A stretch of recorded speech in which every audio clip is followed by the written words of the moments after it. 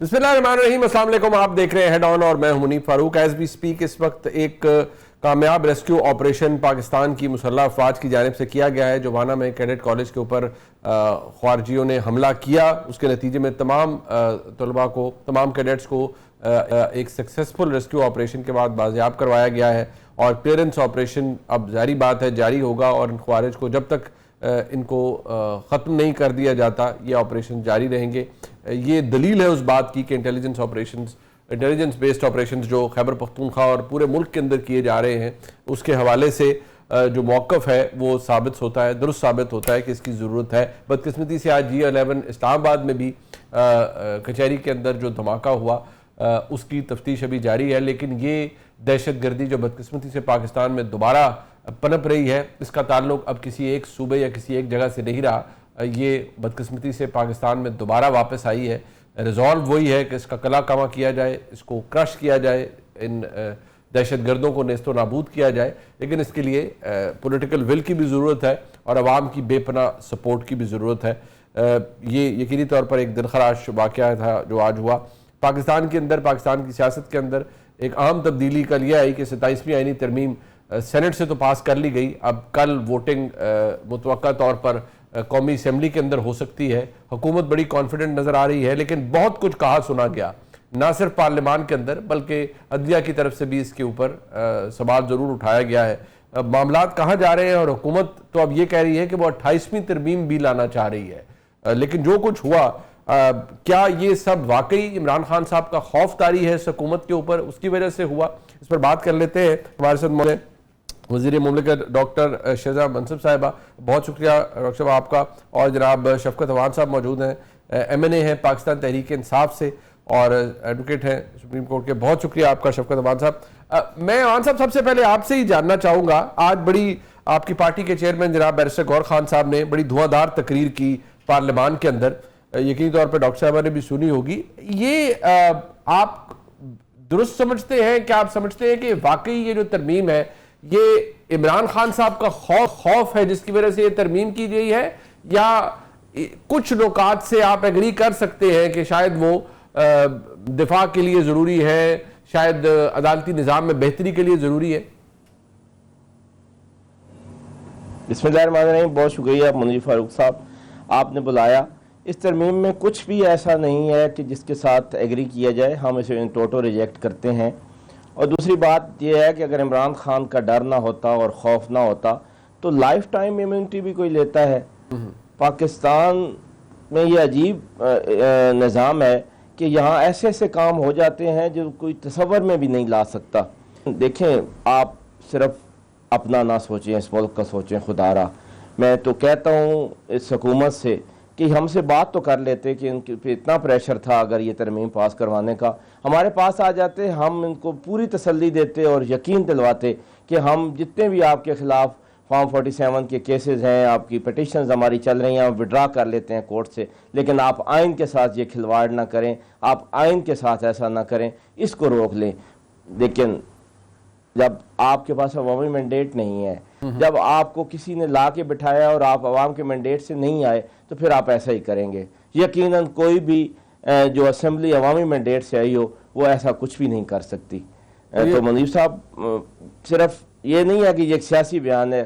خدا کی قسم دل بہت دکھی ہے اور ایک پریشر ہے ذہن پر کہ ہم نے کیا کر دیا جوڈیشری کے ساتھ، ہم نے کیا کر دیا باقی اداروں کے ساتھ، اور ہم نے کیا کر دیا پارلیمنٹ کے ساتھ جس کی سپرمیسی ہم نے انڈرمائن کر دی.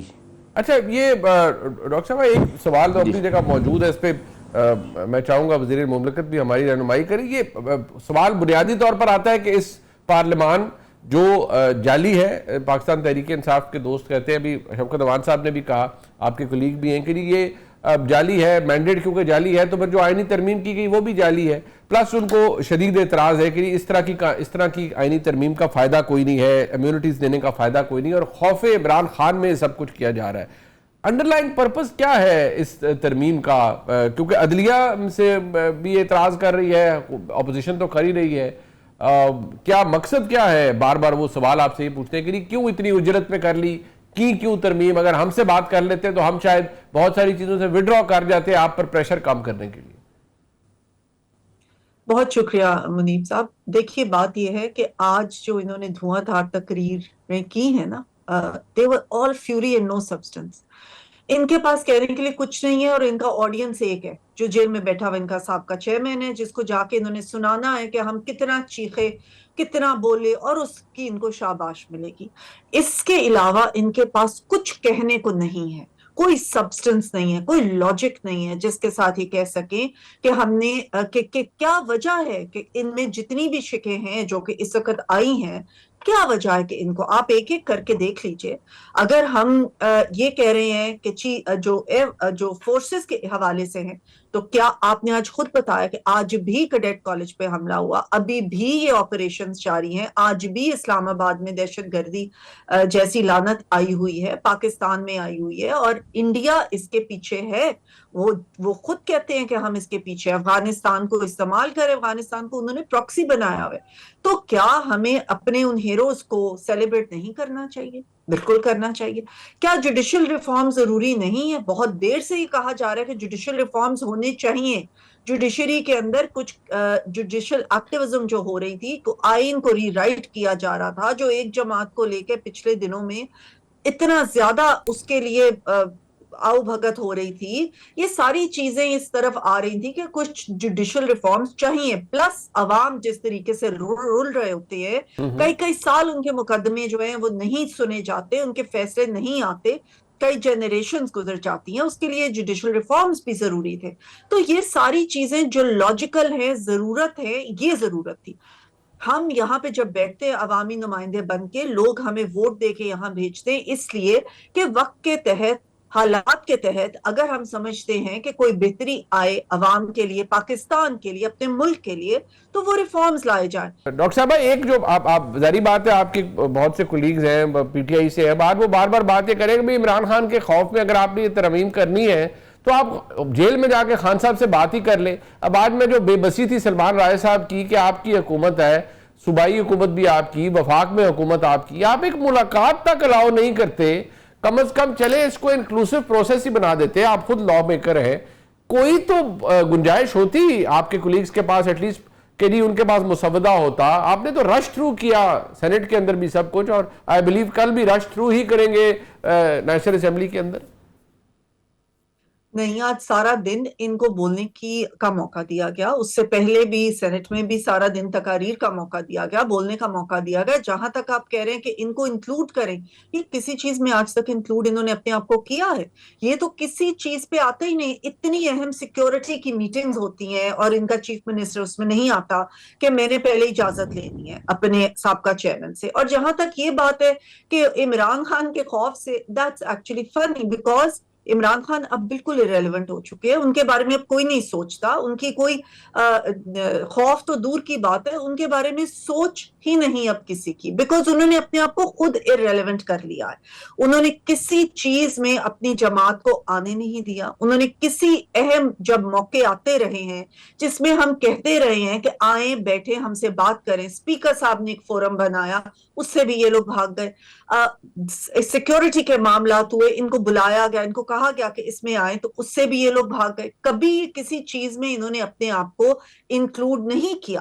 لیکن جب یہ آج انکلوڈ نہیں ہوتے تو پھر یہ چیخے مارتے کہ جی ہم سے پوچھ ہی لیتے, ہمیں بتا ہی دیتے. وہ سارے آپ ایگزامپلز دیکھیں نا, جب آپ کو بلایا تو آپ نہیں آئے. وہ کرٹسی سے, بٹ بات یہ ہے شفقت اوان صاحب, آج آپ کے پاس موقع تھا, وہ ڈاکٹر صاحب کہہ رہی ہیں آپ لوگوں نے تقاریر کرنی تھی, آپ نے کر لی. باقی خان صاحب کے حوالے سے تو حکومتی موقف یہ ہے کہ وہ irrelevant ہے, اور وہ تو یہ بڑی مذاقہ خیز بات ہے کہ خان صاحب کا کسی کو خوف ہے ہی نہیں. منیر صاحب, اس وقت اگر پاکستان میں کوئی بندہ ریلیونٹ ہے تو وہ عمران خان ہے, جس کے پیچھے 90% لوگ کھڑے ہوں. ان سیاسی یتیموں کو کیا پتا کہ ریلیونسی کیا ہوتی ہے اور ریلیونٹ کیا ہوتا ہے. اگر لوگ کھڑے ہیں تو عمران خان کے پیچھے کھڑے ہیں, لوگ کھڑے ہیں تو عمران خان کے نظریے کے پیچھے کھڑے ہیں, لوگ کھڑے ہیں تو عمران خان کی سوچ کے پیچھے کھڑے ہیں. ان کو تو خدا کی قسم ان کا کونسلر نامنتخب ہو, یہ آج کہیں انتخابات فیئر اینڈ فری الیکشن کروا لیں اور ان کا کونسلر نامنتخب ہو. لاہور سے ایک کونسلر مجھے بنوا کے یہ دکھا دیں اپنا. ان کی اتنی اوقات نہیں رہ گئی. جس جماعت کا اپنا لیڈر ایک جیل میں بیٹھی ہوئی عورت سے 50,000 سے ہار جائے اور وہ پھر کہیں کہ فلان irrelevant ہو گیا ہے. او بھائی irrelevant نواز شریف ہو گیا ہے, irrelevant مسلم لیگ نون ہو گئی ہے جو عوام میں اپنی بالکل پوزیشن کھو بیٹھی ہے. اور یہ ترامیم کیوں کر رہے ہیں؟ ان کو پتہ ہے عوام نے ہمیں اب ووٹ نہیں دینا, ہم جیسے تیسے اپنا ٹائم گزارنا ہے یہ گزاریں, اور اس ٹائم گزارنے کے لیے اپنے آقاؤں کی یہ ساری باتیں ماننے کو تیار ہیں اور مانے جا رہے ہیں. اگر یہ سیاسی جماعت ہوتے یا ان کو کوئی پاکستانیوں کا خیال ہوتا تو یہ ضرور کرتے. اور یہ جو کانسٹیٹیوشنل کورٹ کی بات کر رہے ہیں منیر صاحب, 161 کیسز پینڈنگ ہیں سپریم کورٹ آف پاکستان میں اونلی جو کانسٹیٹیوشنل میٹر ہیں, اس کے لیے یہ کورٹ بنا رہے ہیں, اور 62,000 کیسز ہیں باقی. اچھا 161 کیسز ہیں, 2% تو بہت زیادہ ہوتے ہیں, 161 کیسز ہیں اونلی, 1% بھی نہیں بنتے یہ. اور یہ اس کے لیے کانسٹیٹیوشنل کورٹ بنا رہے ہیں, اور اپوائنٹ کون کرے گا؟ وزیر اعظم کرے گا, چیف جسٹس کانسٹیٹیوشنل کورٹ کا, اور پھر 8 ججز جو منتخب ہوں گے وہ بھی وزیر اعظم کرے گا with consultation of chief justice of federal court.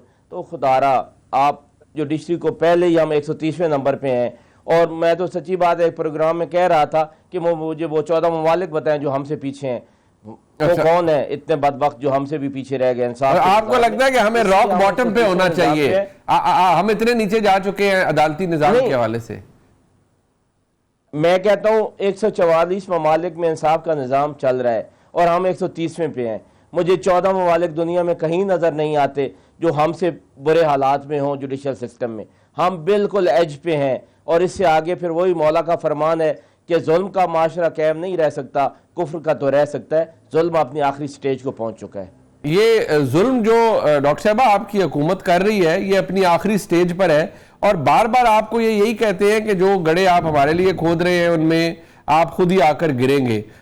سیاسی لیسن ہے شاید جو آپ کو بار بار پڑھایا جاتا ہے آپ کی حکومت کو شاید, لیکن اقتدار میں یہ بھی کہا جاتا ہے جب کوئی اقتدار میں ہو تو اسے بہت ساری ریالٹی نظر نہیں آتی ہے, چیزیں نظر نہیں آتی. کیا آپ لوگ واقعی اقتدار کے زوم میں اتنے مصروف ہیں کہ آپ کو بہت ساری چیزیں نظر نہیں آ رہی ڈاکٹر صاحبہ؟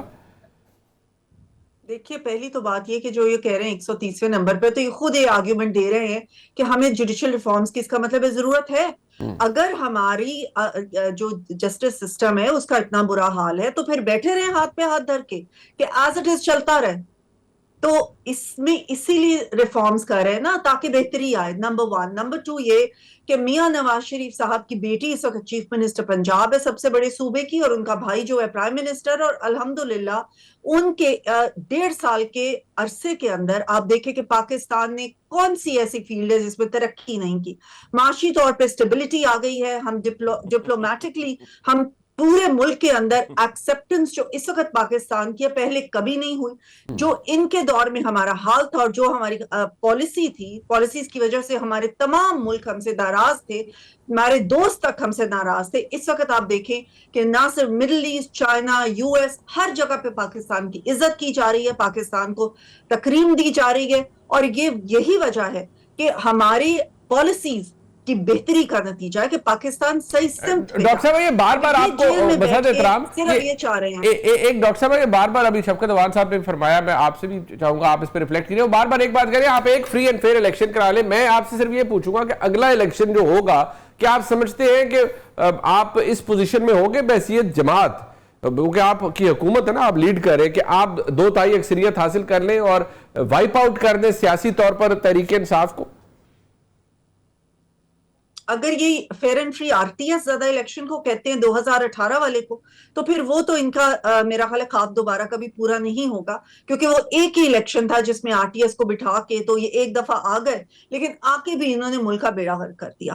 ہاں فیئر اینڈ فری الیکشن ہوں گے اور عوام میں اتنی بالکل فہم ہے کہ وہ دیکھ سکیں کہ کون سی جماعت ہے جس کے اندر یہ کام ہو رہے ہیں جو آج عوام خود کہہ رہے ہیں. ایک ایک بندے کے پاس آپ جائیں تو وہ کہہ رہے ہیں کہ جس طرح سے کام ہو رہے ہیں, جس طرح سے ہر شعبے کے اندر بہتری آئی ہے, تو بالکل انشاءاللہ تعالیٰ جو 5 سال کے بعد الیکشن ہوں گے اس میں عوام پھر سے پاکستان مسلم لیگ نون کو ہی ووٹ دے گی. عوام پاکستان مسلم لیگ نون کو ووٹ دیں گے. ڈاکٹر صاحب کا کہنا ہے, میں وقت ختم ہو گیا, میں شکریہ ادا کروں گا جناب شفقت اوان صاحب اور ڈاکٹر شزرہ منصب صاحبہ کا. اس سیگمنٹ میں میرے ساتھ موجود ہیں جناب عامر الیاس ثانہ صاحب, سینئر صحافی ہیں, بہت شکریہ آپ کا, اور جناب اطہر کاظمی صاحب سینئر صحافی ہیں اور اینکر پرسن ہیں, آپ کا بھی بہت شکریہ. اطہر کاظمی صاحب میں آپ سے آغاز اس لیے کرنا چاہوں گا کہ ہمارا ایک ماضی رہا ہے, بہت کچھ ہوا ہے ہمارے ملک میں, آئینی ترامیم پہلے بھی ہوتی رہی ہیں. 26ਵੀं आईनी तरमीम हुई और अब 27वीं हो गई. कल हुकूमत ने ही बाज़ाब्ता तौर पर अनाउंस कर दिया, यानी राना सनाउल्लाह साहब ने, यानी वावडा साहब ने नहीं, वावडा साहब ने तो मिठाइयाँ तकसीम की है, राना साहब ने कह दिया 28वीं भी आ रही है. तो इस सब कुछ होने के बाद क्या आप समझते हैं कल अबड़ो साहब का भी ज़मीर जागा होगा, जैसे तहरीक इंसाफ के दौर में जागा बहुत से दोस्तों का उस वक्त जब संजरानी साहब के खिलाफ तहरीक अदम एतमाद कामयाब ना हो सकी, अहमद खान साहब का जागा, JUIFA ने उन्हें निकाल दिया. लेकिन सबसे इंटरेस्टिंग जुमला चेयरमैन सेनेट का था, अगर आपके नज़र से गुजरा हो. उन्होंने कहा, अबड़ो साहब ने कहा मैं अपनी नशिस्त से इस्तीफ़ा देता हूँ. तो उन्होंने कहा हम आपको दोबारा ले आएंगे, दोबारा इलेक्ट करा लेंगे. तो मेरे ख्याल में उन्होंने उनको उनके दरख्शा मुस्तकबिल की नवीद तो चेयरमैन सेनेट ने ही सुना दी. तो इसके बाद आपको लगता है कि कोई डिसेंट की ऑप्शन है किसी के पास, कंसिडरिंग के अदलिया की तरफ से कुछ हमें लफाजी में कुछ खतूत के जरिए पुश बैक नजर आ रहा है? देखिए, एक तो अबड़ो साहब के खिलाफ रेफरेंस भी इन्हीं चेयरमैन सेनेट साहब ने भेजा था कि ये टेक्नोक्रेट की सीट के ऊपर क्राइटेरिया पे पूरा नहीं उतरते, इनको डिस्क्वालीफाई किया जाए. लेकिन इलेक्शन कमीशन की आपको पता है उनकी जो दूरअज़ नजर थी कि पता नहीं क्या था कि उन्होंने इनको डिस्क्वालीफाई नहीं किया, तो आज इनका वोट इतनी इंपॉर्टेंट जो है तरमीम में काम आ गया. अब मसला ये है कि जहां तक डिसेंट का ताल्लुक है, देखिए माजी में जिस तरह आपने भी जिक्र किया कि बहुत सारी यहाँ पे चीजें होती रही, उसके ऊपर एतराज भी होता रहा, लेकिन हर दौर के अंदर ना उसके हवाले से कुछ ना कुछ आपको आगे से एक रेजिस्टेंस भी नजर आया. नवाज शरीफ साहब भी बात करते रहे, पीपल्स पार्टी वाले भी बात करते रहे. जो इस दौर के अंदर हो रहा है, जो पीपल्स पार्टी और नून लीग जिस चीज के ऊपर एक पेज पर है, वो टू बी ऑनेस्ट थोड़ा सा यूनिक है. ये कोई मुशर्रफ का मार्शल्ला नहीं है कि मुशर्रफ साहब सदर हैं और वो LFO लेके आ रहे हैं, या ज़ियाउल हक साहब की ये 8वीं तरमीम नहीं है. ये उस तरह का मामला नहीं है. यहाँ पे दो बड़ी सियासी जमातों की हुकूमत है और जिस किस्म की वो कानून साजी कर रहे हैं, एक नई अदालत बनेगी जिसका चीफ जस्टिस जो है वो वज़ीर आज़म शहबाज शरीफ साहब लगाएंगे, सॉरी उनके कहने पे सदर साहब लगाएंगे. शहबाज शरीफ साहब हो जाए, जरदारी साहब हो जाए, उनका अपना जो अदालतों के साथ लगा रहा मसाइल चलते रहे, जिस किस्म के मुकदमात थे. तो बहुत सारी ऐसी चीजें जिनके ऊपर पहले से ज्यादा एतराज हो सकता है. बाकी जो इंपॉर्टेंट क्वेश्चन है कि क्या इस वक्त 27वीं आईनी तरमीम को रोका जा सकता है, मुझे नहीं लगता कि रोका जाएगा. टू बी ऑनेस्ट इस वक्त नंबर पूरे और फॉर सम रीजन कोई अजब जल्दी है. आप देख लेना कल इरफान सिद्दीकी साहब के हवाले से खबरें आती रही और रात को कंफर्म होगी. बड़ी अनफॉर्चुनेट खबर, अल्लाह ताला उनके दर्जात बुलंद फरमाए. आज क्या इजलास जरूरी था? इतनी वो इंपॉर्टेंट शख्सियत है, हुकूमती जमात से उनका ताल्लुक था, आज मुलतवी कर देते, कल दोबारा बुला लेते. सो ये सारी चीजें बता रही हैं कि बहुत जल्दी है और जल्दी के अंदर 27वीं होगी और उसके बाद फिर अब तो 28वीं की आपने खुद ही बात कर दी. अब जल्दबाजी राना साहब थी इसमें आमिर भाई, या ये वैसे ही इतना हरेडली होना था सब कुछ, क्योंकि इस महीने की तारीखें अहम है, अदालती मामलात के हवाले से इंश्योर ये किया जाना था कि चंद शख्सियात को रिटेन करना है, कॉन्स्टिट्यूशनल कोर्ट में लाना है, तो इसलिए ये जल्दबाजी की गई. तो हमें जल्दबाजी का एलिमेंट बाद नज़र में नज़र तो आया है. क्या ये खास वजह से है या बस ऐसे ही कि नहीं इसको रैप अप करना है फौरी तौर पर ताकि अगले मिशन की तरफ जाया जा सके? देखें, अल्लाह ताला इरफान सिद्दीकी मरहूम को जन्नतुल फिरदौस में जगह था, पर मैं अभी उनके जनाजे से आ रहा हूँ. ये PTI के जो फॉलोअर्स थे उन्होंने कल से कैंपेन शुरू की हुई थी कि जनाब उनकी रहलत हो चुकी है, छुपाया जा रहा है. और मुझसे पहले रात जब मैंने खबर दी तो एक दोस्त ने, जो उनके फैमिली फ्रेंड है हमारी तरह, उनके बेटे से बात की तो उन्होंने, बेटे ने कहा जी मैं नहीं अभी कह सकता, डॉक्टर्स ने फैसला करना है. 10 मिनट बाद मुझे दफ्तर से आया, उन्होंने स्क्रीनशॉट भेजे कि जी इतने चल रही हैं फिर खबरें. मैंने पूछा इमरान सिद्दीकी से तो उसने मुझे बताया कि इमरान आमिर भाई अभी अभी जो है ना डॉक्टर्स ने डेथ डिक्लेयर की है. पहली बात तो ये है. अब आ जाए, जब 26वीं तरमीम पास हुई, मैंने उस दिन भी कहा, उसके फौरन बाद कहा कि 27वीं आएगी और जो चीजें रह गई हैं उनको अपने वक्त पे कर लिया जाएगा. अब फैसल वावडा राना सनाउल्लाह कह रहे हैं ना पहले से कि 28वीं आएगी, इसके बाद आप कह दीजिएगा जी बड़ी जल्दी थी. अरे भाई 1 साल से जब वो कह रहे थे कि हम लाएंगे तो वो प्लान कर रहे थे ना. ये हुकूमतों की और जिनके पास अक्सरियत होती है, मेरा ख्याल है उन पे छोड़ दें. अगर वो जल्दी कर रहे हैं, बहस कर रहे हैं, तो PTI ने कौन सी जल्दी में काम किया, उनकी सहूलतकारी नहीं की. इन्होंने क्यों 58 की या 59 तरमीम पे ऊपर हर एक पे अपनी बहस क्यों नहीं की? ये वॉकआउट या बाइकआउट क्यों करते हैं? हर बजट पे वॉकआउट करते हैं, बाइकआउट करते हैं. ये सहूलतकारी जो PTI कर रही है और उनके लोग फिर ये कहते हैं कि जी बड़ी जल्दी थी. ارے بھائی پھر جلدی کو دیر آپ کا کام تھا نا, کھڑے ہو کے تقریریں کرتے, وہ بلڈوز کرتے, تب بھی آپ بتاتے, سہولت کاری آپ کریں, الزام دیں میڈیا پہ, دوستوں پہ کہ جناب یہ بڑی جلدی کر رہی ہے. کل تو بڑا شور شرابہ ہوا نا, کل تو شور شرابہ سینٹ میں ہوا. نہیں, جب ترامیم شروع ہوئی وہ نکل گئے. ہاں نہیں, وہ انہوں نے ابسٹین کیا, لیکن اگر وہ رہتے بھی عامر بھائی تو وہ سوائے شور کرنے کے کیا کر سکتے تھے؟ ووٹنگ پروسیجر کو روک سکتے تھے؟ نہیں جی نہیں, آپ ہر پوائنٹ پہ, ہر کے اوپر کہ ہم اس کے اوپر بات کرنا چاہتے ہیں وہ نہ کرنے دیتے. آپ کا یہ ریکارڈ پہ آتا ہے, آپ کی ترمیم کی منظوری میں تو کوئی چیز ریکارڈ پہ نہیں ہے. وہ تو ترمیم سے پہلے آپ واک آؤٹ کر گئے. 73 کے آئین کے اوپر جب اتنے عرصہ لمبی بحث ہوئی تو لوگوں نے تقریریں کی, وہ آج آپ اور ہم جاتے ہیں پارلیمنٹ کے ایوان ریکارڈ سے ساری چیزیں لے آتے ہیں, کتابوں میں بند ہے. کل کو آپ پریس کانفرنس اور بائیکاٹ ڈھونڈیں گے کہ اپوزیشن نے کیا کردار ادا کیا تھا. ٹھیک ہے, چلیں یہ بھی ایک ویلڈ پوائنٹ ہے. بٹ ایک بات اطہر کاظمی صاحب, کیا تحریک انصاف کے دوستوں کو یا آپ کے جن کو ہم دیکھتے ہیں اور جو اپوزیشن کے دوست تھے, کیا ان کو وہاں نہیں رکنا چاہیے تھا؟ اگر چلے شور ہی بچا لیتے, ریکارڈ کے لیے ان کے خلاف ووٹ دیتے, کیونکہ ووٹ بھی خلاف میں نہیں دیا. یہ سیاسی کمزوری ہے, سہولت کاری ہے, یا ایک سائن آف ریزگنیشن ہے کہ یار اچھا سارے جائے جہنم میں ہم جا رہے ہیں؟ میں صدقے نہ جاؤں کہ جی وہ وہاں پہ کھڑے ہو گئے اور وہ وہاں پہ بات کرتے. اور کس دنیا میں ہم رہتے ہیں منیب صاحب, کہ آپ کو نہیں پتا 74 MNAs نے دستخط کر کے دیے ہوئے کہ ہمارا اپوزیشن لیڈر کا نوٹیفیکیشن نکالو, اسپیکر وہ نہیں نکالتا, اور آپ کہتے ہیں کہ وہ ان کے کہنے پہ کروائے گا جی 10 دن وہ بحث کروائے گا. ایک چیز غیر قانونی ہو رہی ہے, ایک غیر آئینی ہو رہی ہے, اس کا حصہ بننا, اس میں ووٹ ڈالنا, تو آپ تو اس کو لیجٹیمیسی دیں گے. کس طریقے سے آپ نے ابڑو صاحب کو نااہل کروانے کے لیے ریفرنس بھیجا, کل اس کے ووٹ سے آپ نے ترمیم منظور کروا لی. وہ JUIF والا کبھی ادھر منہ چھپاتا تھا, کبھی ادھر منہ چھپاتا تھا. اگر منہ نہیں کسی نے چھپایا تو انہوں نے نہیں چھپایا, جو مسلسل اس چیز کی حمایت کرتے رہے ان کو محسوس نہیں ہوئی شرم, وہ بھی بیچارہ شرم سے ادھر میں پھرتا رہا, دوسرا شرم سے ریزائن کرتے چلا گیا. اطہر بھائی مجھے ایک بات بتائیں, جب ہم کہتے ہیں کہ غیر آئینی عمل تھا, غیر قانونی عمل تھا, یہ کہ نہیں مینڈیٹ کسی کا جعلی کسی کا اصلی, وہ بالکل اس کے اوپر ہم بے شمار ڈیبیٹ کر سکتے ہیں, لیکن بہرحال یہ پارلیمان کا استحقاق ہے کہ وہ آئین میں ترمیم کرے اگر ان کے پاس نمبر پورے ہیں. ہم اسے غیر آئینی غیر قانونی کس نوعیت سے, کس طریقے سے کہیں گے؟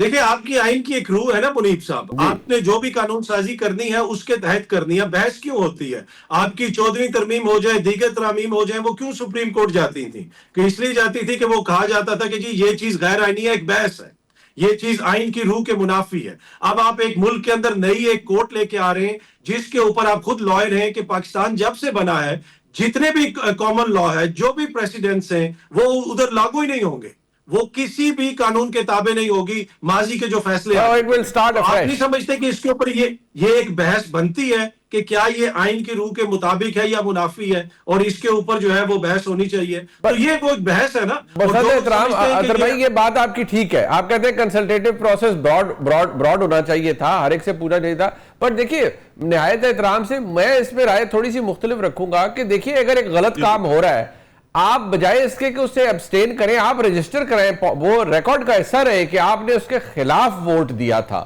یہ جو علیحدہ ہو جانا اور بعد میں کہنا ہم سوچ رہے تھے 8-10 بندے ابڑوں کو اٹھا کر لے آئیں, یہ راجہ صاحب نے کل کہا, علامہ راجہ ناصر عباس صاحب نے, یہ مطلب بڑی ایک عجیب سا موقف تھا میرے نزدیک. تو اطہر بھائی دیکھیں, ایک بالکل آپ کی بات درست ہے, آپ کا اپنی جگہ موقف ہے, لیکن جب ایک چیز غیر قانونی ہو رہی ہے, ایک انلیگل کام ہو رہا ہے, آپ اس میں آپ کی نظر میں آپ یہ کہہ رہے ہیں ہمارے بندے زبردستی توڑے جا رہے ہیں, لوگوں کو خریدا جا رہا ہے, اور اس طرح ووٹ ڈلوا کے یہ سب کچھ کیا جا رہا ہے, مینڈیٹ چوری کیا جا رہا ہے. ابڑو صاحب نے تو کہا کہ انہوں نے تو فیلڈ مارشل عاصم منیر صاحب کے لیے ووٹ دیا ہے اور انہوں نے فوراً ریزائن کر دیا اپنی سیٹ سے.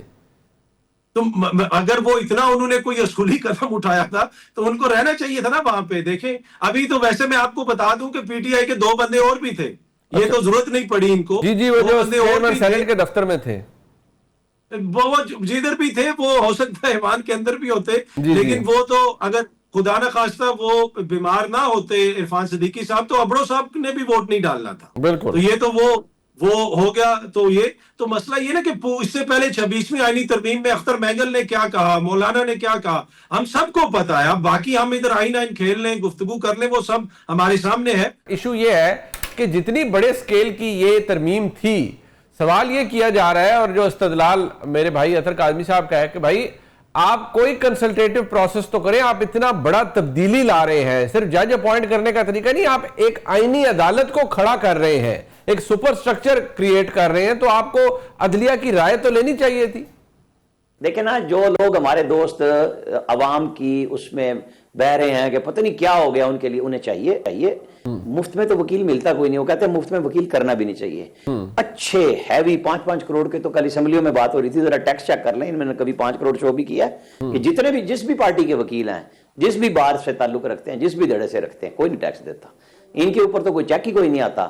یہ سارے سیاست کرتے ہیں, چاہے حکومت میں ہو چاہے اپوزیشن میں ہو, اور اپنے خلاف ایک دوسرے کے وکیل کے خلاف کوئی وکیل بھی کرنے نہیں دیتے. یہ اتنے ملے ہوئے سارے لوگ ہیں, اور تقریریں کیا کریں گے, گلے پھاڑ پھاڑ کے سارے آ جائیں گے. جس طرح ہم بھی بڑی بحث کر لیتے ہیں, اطہر بھائی اور میری بھی ہو جائے گی کہ پتہ نہیں اس 27ویں ترمیم سے کیا لے لیں گے یہ, جس کے لیے یہ اتنا کر رہے ہیں. بھائی یہ میرے اور آپ کے لیے ہے ہی نہیں, یہ جن کے لیے ہے ان کے لیے کل پاس ہو جائے گی.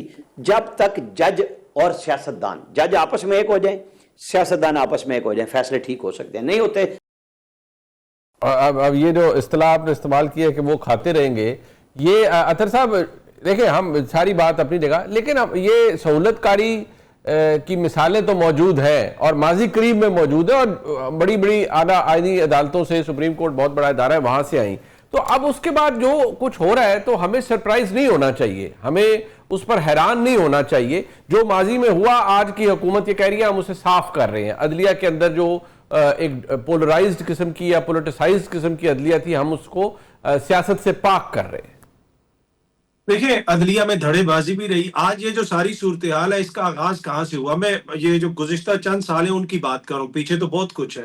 3-4 کا فیصلہ ہے یا 5-6 کا فیصلہ ہے یا 6-7 کا فیصلہ ہے, یہ بحث کس نے شروع کروائی؟ وہی لوگ جو آج لیٹرز لکھ رہے ہیں. اگر اس وقت وہ فیصلہ دے دیتے, اس لیے کہ اس وقت وہ تھے قاضی صاحب کے دھڑے پہ تھے, تو اس وقت مسئلہ دوسرا تھا. اس ساری بحث کے اندر جو اصل چیز ہونی چاہیے کہ جو عام بندہ ہے اس کو کیا فائدہ. دیکھیں نا, عام بندہ میرا آپ جیسا, عامر صاحب جیسا, وہ جاتا ہے لوگ جوڈیشری میں, آج بھی وہاں پہ 22-25 لاکھ مقدمات پینڈنگ ہیں. کیا آپ سمجھتے ہیں کہ ان ترامیم کے نتیجے میں ادھر عام بندے کو انصاف سستا ملے گا؟ وہاں پہ ساری چیزیں حکومت تو یہ سمجھتی ہے کہ سستا ملے گا. کون سمجھتی ہے؟ حکومت تو یہ سمجھتی ہے کہ اس سے بہتری آئے گی نظام عدل میں. ہاں نہیں, حکومت والے بڑے سمجھدار ہیں, یہ اچھی بات ہے ان کی, لیکن عام بندہ وہ کہتے ہیں, رانا صاحب کہتے ہیں آپ کیوں گھلے جا رہے ہیں اس درد میں, آپ بڑے بڑے وکیلوں کو آپ بھی ہائر کریں اور کریں چیلنج. بس ٹھیک ہے, وہ وکیلوں کا شوق خان صاحب نے پورا کیا نا. اتنے بڑے بڑے وکیل اپنی جماعت میں رکھے تھے, سارے بار کونسلز کے بھی ہار گئے اور ساری چیزیں. مسئلہ یہ ہے کہ اطہر بھائی ایک منٹ روکوں گا. وہ جو وکیلوں کا شوق پورا کیا نا, یہ وکیل ہے ہمارے بھائی, اور بندے نو پھانسی لگی نا, انہیں کہا کنے پیسے دیتے سن, انہیں کہا جی 1 کروڑ روپے, انہیں کہا میں 1 لاکھ روپے جی بھی یہی کام کرا دینا سن. نہیں میری بات سنیں. ویسے اطہر بھائی ایک منٹ, آپ وکلا کی بات کر رہے ہیں, ابھی یہ صرف آپ ہمارے محترم جناب راجہ صاحب, سلمان راجہ صاحب, ان کی دعائی, وہ ترمیم اور وہ تو بعد کی چیزیں ہیں نا. آج ان کی جو میں سمجھتا ہوں ہیلپ لیسنس تھی, وہ نظر آ رہی تھی, اور وہ جو بات کر رہے تھے اس میں غلط نہیں ہے جو وہ کہہ رہے تھے کہ بھئی عدالتی حکم کیوں نہیں مانتے. وہ کیا کہہ رہے تھے ذرا سن لیجئے. ہر ہفتے ہم کورٹ کا آرڈر لے کر آتے ہیں, کون روک رہے تمہیں؟ اور اسلام آباد ہائی کورٹ بھی یہ سن لے, کسی عدالت نے اپنے احکامات کی اتنی بے توقیری نہیں کرائی. اسلام آباد ہائی کورٹ شامل ہے توہین عدالت میں. ہم نے 20 درخواستیں دی ہیں توہین عدالت, کسی ایک میں بھی واضح حکم نہیں دیا انہوں نے, کسی کو نہیں بلا کے سزا دی. پچھلے 7 مہینوں سے یہ ہو رہا ہے. عدالت کا حکم ہوتا ہے یا نہیں مانا جاتا, اور عدالت کچھ نہیں کرتی. اب یہ جتنی باتیں, میں پہلے مختصر اطہر صاحب آپ اس پہ کمنٹ کیجئے گا, مجھے اس پہ کوئی بات ناجائز نہیں لگی, اس لیے کہ بھئی وہ کہہ رہے ہیں عدالت کا حکم ہے, کوئی مانتا ہی نہیں ہماری بات. دیکھیں, یہی تو میں رو رہا ہوں. یہ جو راجہ صاحب کہہ رہے ہیں, یہ بنیادی طور پہ بے بسی آپ کو آئین کی نظر آ رہی ہے نا, کہ آئین کی عملداری کی حالت یہ ہوگی کہ ہائی کورٹ کیا بار بار حکم آتا ہے, لارجر بینچ کا حکم آیا, لیکن پولیس عمل درآمد نہیں کرتی. اور اس میں متعدد ایسے واقعات ہیں حالیہ دنوں میں یا اس سے مہینوں میں یا سالوں میں, جن کو آپ کوٹ کر سکتے ہیں. تو ایشو یہ ہے کہ جب آپ اس نہج پہ چیزیں پہنچا دیں گے, آپ اسٹیٹ کے ساتھ آپ کا کوئی بھی مسئلہ ہو, پولیس کے ساتھ, انکم ٹیکس والوں کے ساتھ, دیگر کے ساتھ, آپ جاتے کدھر ہیں؟ آپ ریمیڈی کہاں سے لیتے ہیں؟ عدالت سے. تو آپ نے تو سٹیزن کے لیے بالکل ہی یہاں پہ جینا محال کر دیا نا. طاقتور لوگوں کے لیے تو کوئی مسئلہ نہیں ہے. تو یہ وہ المیہ ہے جس کا اس وقت ہمیں سامنا ہے. اب لگتا ہے ایسے ہے کہ خدا نہ خواستہ انتظامیہ کا دل چاہتا ہے تو وہ فیصلہ مانتے ہیں, دل نہیں چاہتا تو وہ نہیں مانتے. کیا یہ ایک ایسی چیز ہے جو سسٹینیبل ہے؟ کیا ریاست ایسی ہونی چاہیے؟ یہ کوشچن ہے. راجہ صاحب کریں یا نہ کریں, ہم سب کو بھی کرنا چاہیے. بٹ یہ رانا صاحب آپ کو بھی ویسے سوال کرنا چاہیے. اور دیکھیں بات سنیں, وہ آج وہ رانے صاحب نے جو پوری بات کی انہوں نے کہا اسلام آباد ہائی کورٹ بھی شامل ہے اس میں کہ وہ فیصلہ سنا دیتے ہیں آرڈر نہیں دیتے اور اگر مل بھی جائے تو اس کو انفورس نہیں وہ کر پاتے. وہ کہتے ہیں ہم تو ان کی درخواستیں دائر کرتے رہتے ہیں, وہ دائر کرنے سے بیٹھے رہتے ہیں کیونکہ اوریجنل آرڈر نہیں ملتا. تو کیا یہ جو ترمیم ہوئی ہے اس سے یہ راجہ صاحب کی فرسٹریشن کم ہوگی, ان کی جو ہیلپ لیسنس ہے؟ وہ اکرم شیخ صاحب چونکہ آپ بھی وکیل ہیں نا, تو وہ کہتے ہوتے تھے قوت نافذہ فیصلہ کرتی ہے. تو قوت نافذہ کے ساتھ یہ پھر لڑے تو صحیح نا. یہ جو ادھر ادھر ملتے پھرتے ہیں, اس سے اچھا تھا فیصل فرید کو وکیل کر لیتے, وہ ملاقاتیں تو کرا دیتا تھا. خان صاحب سے فیصلہ کرا کے ان لوگوں نے کہ یہ دونوں بھائی بڑے ٹھیک نہیں ہیں, فواد چودھری اور فیصل فرید. اس کے بعد ملاقاتوں میں رل گئے نا. تو میں وہی بات آپ کو مثال بھی دے رہا تھا, پھر وکیل اچھا ہی کر لینا. اگر آپ کی پارٹی میں وکیل ٹھیک نہیں ہے تو فیسیں دے کے اچھے وکیل ڈھونڈ لیں, تاکہ یہ جو عدلیہ کی بے بسی نظر آ رہی ہے, یہ سپریم کورٹ کی بے بسی نظر نہیں آئی تھی جب انہوں نے پنجاب میں بلدیاتی ادارے بحال کیے تھے 19 میں, اور وہ ان کا ٹینیور ختم ہو گیا بلدیاتی اداروں کا. عمران خان صاحب جس وزیر اعلیٰ کی کرسی پہ جا کے شوق سے بیٹھا کرتے تھے, چاہے وہ بزدار ہوں یا پرویز الہی ہوں, وہ اس چیئر پہ بیٹھا کرتے تھے ٹیبل کے دوسری طرف, وہ سائیڈ والے صوفے پہ نہیں بیٹھتے تھے. ان کو شوق تھا وہاں کا, تو وہ انہوں نے ہونے دیا تھا. یہ سپریم کورٹ کا فیصلہ عمل درآمد, میں نے صرف ایک مثال دی ہے. یہ ہر دور میں یہی مثالیں ہیں. جب تک آپ ٹھیک نہیں کریں گے ہر دور میں ایسا ہی ہوگا. جب تک آپ ہر دور کے لیے اپنے فیصلے ٹھیک نہیں کر لیں گے کہ آج سہولت کاری چاہیے مجھے فوج سے میں بات کروں گا, تو آپ کیوں کا بات کرنا چاہتے ہیں؟ آپ کہیں یہ میں اس قابل نہیں سمجھتا, لیکن میں ملک میں جمہوریت کے لیے حکومت سے بات کروں گا, راستہ بناؤں گا, آپ کا راستہ بن جائے گا. آپ نے ضد لگائی ہوئی ہے, تو بھائی میں اب آپ کے لیے کہاں سے قانون اور وکیل ڈھونڈ کے لاؤں؟ سلمان اکرم راجہ جیسے نامور وکیل آپ کے پاس ہیں اور ہائی کورٹ کے باوجود آپ سے مل نہیں سکتے. یہ کیا بات ہوئی بھائی؟ آپ کو پتا ہے اور مجھے بھی پتا ہے کہ قوت نافذہ کے فیصلے ہیں. جب دل کرتا ہے ہمارے بھائی کا وہ نام پنجاب حکومت کا لے لیتے ہیں, شہباز شریف کا لے لیتے ہیں, اصل نام لیتے ہوئے یہ بھی بھاگ جاتے ہیں کہ جی کون روک رہا ہے. سب کو پتا ہے نا, تو کرے نا بات ان سے جا. آپ اطہر بھائی کو یہ کہہ رہے ہیں کہ وہ نام لیں, مطلب جی وہ ہمیشہ شہباز شریف اور مریم پہ چلے جاتے ہیں نا. میں یہی کہہ رہا ہوں کہ پھر نام سیدھا آپ اس طرح کے ہلاکت خیز مشورے انہیں نہ ہی دیں رانا صاحب. نہیں, اب آپ ایک طرف آئین اور قانون کی بالادستی کی بات کرتے ہیں اور سچ بات کرتے ہیں. اطہر بھائی مجھے سر آپ نے کیا کہنا ہے, میں تو ویسے ہی بڑا کمزور آدمی ہوں, آپ تو طاقتور لوگ ہیں. اطہر بھائی وہ اب یہ کہہ رہے ہیں رانا صاحب ان کی خواہش پوری کر لیں. جی وہ باکو سے بیٹھ کے وزیر اعظم صاحب نے وہاں سے کابینہ چیئر کی. مریم بی بی جو ہے وہ طیارہ لے کے کبھی جاپان چلی گئی, برازیل گئی ہوئی ہے. تو مسئلہ یہ ہے کہ یا تو وہ آ کے کہہ دیں کہ بھائی ہمارا کوئی تعلق نہیں, وہ کہتے ہیں ہمارا تعلق ہے, وہ خود مانتے ہیں حکومت ہماری ہے, مینڈیٹ ہمارا ہے. اور دوسری بات دیکھیں, چھوٹی سی بات ایڈ کر دوں, چھوٹی سی بات. سلمان اکرم راجہ صاحب جس وقت بقول رانا صاحب کے قوت نافذہ جو ہے وہ دوسری طرف کھڑی تھی, سلمان اکرم راجہ اس وقت بھی نواز شریف کے ساتھ کھڑا تھا. دیکھیں اس وقت بھی پرنسپل سٹانس پہ کھڑا تھا کہ یہ نواز شریف صاحب کے ساتھ زیادتی ہو رہی ہے. اور جو اطہر میلونا صاحب نے لکھا, انہوں نے بھی اپنے خط میں لکھا نواز شریف کے ساتھ بھی زیادتی ہوئی, مریم بی بی کے ساتھ بھی زیادتی ہوئی, آصف زرداری کے ساتھ بھی زیادتی ہوئی, اور ہم سب اس کا پارٹ رہے. تو انہوں نے تو وہ مانا ہے. تو میرے خیال میں جو سیاستدان ہیں وہ تھوڑا سا مان لینا, آپ کے ساتھ تو نبھایا. نہیں پہلی دفعہ نہیں, ہمیشہ کہتے ہیں وہ, پہلی دفعہ کام کہہ رہے انہوں نے. اب آپ کا دل ہے کہ وہ نہیں آپ کا یہ اطہر بھائی یہ بالکل رانا صاحب کے اس چکر میں نہ یہ گا, ان کا دل ہے کہ آپ سے کچھ ہو, کوئی آپ ایسی بات کہیں. مسئلہ یہ ہے کہ آپ حنیف عباسی صاحب سے کبھی پوچھئے گا نا, جب ان پہ کیس ہوا تھا, یا جاوید لطیف صاحب سے, اس وقت کون بولتا تھا کہ یہ زیادتی ہو رہی ہے. اور وہ انہوں نے, یہ آن ریکارڈ ٹی وی پہ کہہ رہا ہوں, کوئی کمرے میں بیٹھا تو نہیں کہہ رہا. میں نے تو اس وقت بھی کہتا تھا, ہم تو ہر دور میں یہ بولتے رہے ہیں. نہیں وہ کہتے ہیں میں آواز بلند کرتا رہا ہوں تمام ظلم کے خلاف. رانا صاحب وہ کہتے ہیں میں ہر ظلم کے خلاف آواز بلند کی ہے, صرف آج نہیں کر رہا, پہلے بھی کی ہے رانا صاحب. کرنی چاہیے. لیکن میں نے کچھ نام لیے, ان کے نام نہیں لیے انہوں نے. نہیں کیا اطہر بھائی آپ کیا کہہ رہے ہیں؟ میں نے کہا آپ کے خلاف بھی ابھی تک میں نے آواز بلند نہیں کی, باقی تو سب میں نے کر دی ہے. چلے جب آپ میرے خلاف آواز بلند کریں گے, میں آپ کو مٹھائی کھلاؤں گا اپنے پلے سے. نہیں میں منیب صاحب کے, میں اور آپ تو ورکر آدمی, میں منیب صاحب کی بات کر رہا ہوں. اچھا مجھے انہوں نے کہیں اور سے کہا سمجھو. یہ استعماری قوتوں کا نشان ہے. چلے میں شکریہ ادا کروں گا قاضی صاحب کا اور جناب عامر رانا صاحب کا. پروگرام آپ نے دیکھا, جس کا فیڈ بیک دیجیے گا, دیکھنے کا بہت شکریہ. خدا حافظ.